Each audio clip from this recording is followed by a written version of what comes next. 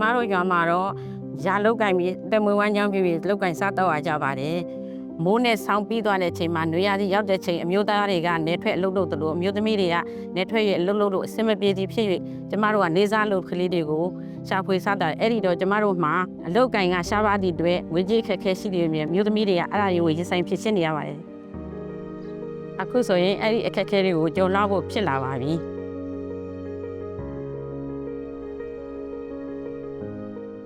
ကျမတို့ရွာကို2024အစပိုင်းမှာ FO ဖွဲ့ဟာလူကြီးတွေရောက်ရှိလာတဲ့ချိန်မှာကျမတို့ကိုငွေစုငွေချေဖွဲ့လေးလှုပ်ချင်တာလားလို့မေးပါတယ်အဲ့တော့ကျမတို့လည်းလှုပ်ချင်ပါတယ်လို့ပြောပြီးတော့တယောက်ကို2000နဲ့တပတ်ကိုတစ်ကြိမ်စုကြပါတယ်အဲ့ဒီစုတဲ့ချိန်မှာတပတ်ကို9000ရတယ်နှစ်ပတ်ပြည့်တဲ့ချိန်မှာကျမတို့3သိန်းတဦးကိုချိပစ်ပါတယ်စစရပညာရေးပဲလိုကျန်းမာရေးပဲလိုတယ်ဖြစ်ပြီးတေးစားဈေးတွေလေးတွေပဲဖြစ်ကျမတို့အဲ့ဒီလိုမျိုးချိပစ်ပါတယ်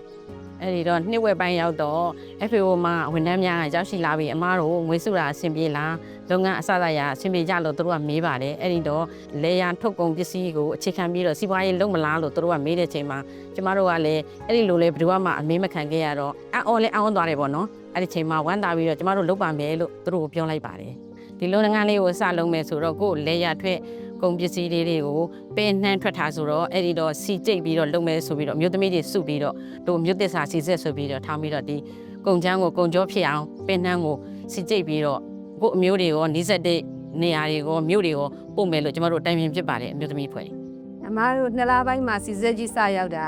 စီဆက်ပြီးစရောက်ကြတဲ့အချိန်တစ်စရတန်းပြီးတော့ရောင်းပြီးတော့ကြိတ်လဲရတယ်ခုလည်း4လအတွင်းကိုဒီ2လပိုင်းနေပြီးတော့ခုချိန်ထိကြိတ်တာ4လပိုင်းအတွင်းကိုကျမတို့ရောင်းရတာစီချိန်300လောက်ကိုနေပြီးတော့ပကံရောရန်ကုန်ရောကျမတို့အကုန်လုံးရောင်းရပါတယ်တွင်တွင်ကြဲကြဲလေးနဲ့ကိုရောင်းရလို့ကျမတို့လည်းအကုန်လုံးပျော်ပျော်ရွှင်ရွှင်နဲ့လုပ်ကိုင်ကြပါတယ်ကျမတို့စီကျိတ်တယ်ဆိုတာကတော့စုံစီနဲ့ပဲကြိတ်ဆက်နဲ့ပဲကြိတ်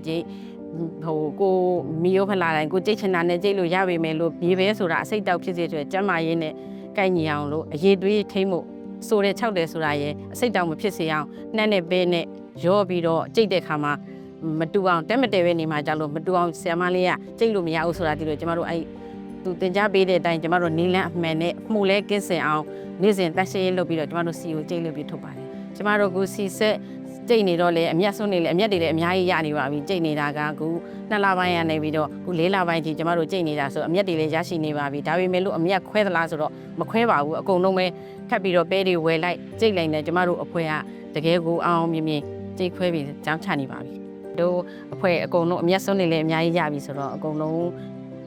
ဆက်ပြီးတော့ပဲအရင်ဆက်ကျက်လိုက်မယ်အမျက်ဝေစုမခွဲသေးဘူးเนาะညီမတို့အဲ့ဒါမခွဲဘဲနဲ့ဆက်ပြီးတော့စုပြီးတော့လဲအော်ဒါတွေလည်းကြာလာမယ်စီမာသူတွေလည်းများလို့လုပ်ငန်းတိုးချော့ရမယ်တိုးချဲတော့မယ်ဆိုရင်တို့အဖွဲတွေကိုတယောက်ကို1000လေးစားကပေးပြီးခေါ်လိုက်မယ်เนาะအကုန်လုံးသဘောတူတယ်မလားเนาะညီမเนาะကျမတို့မျိုးသမီးမျိုးသစ္စာစီစဉ်အဖွဲ့မှာအခြားငွေစုငွေကြီးအဖွဲ့မျိုးသမီးတွေကိုလှုပ်ပေးနေတဲ့တွေ့ကျမတို့ဝန်တာမိပါတယ်ကျမတို့မျိုးသမီးမျိုးသစ္စာအဖွဲ့မှာစီကျိတ်လုပ်ငန်းကစီလုံးလုံးနဲ့ညီညွတ်မလို့အားကောင်းတယ်လို့ကျမမြင်မိပါတယ်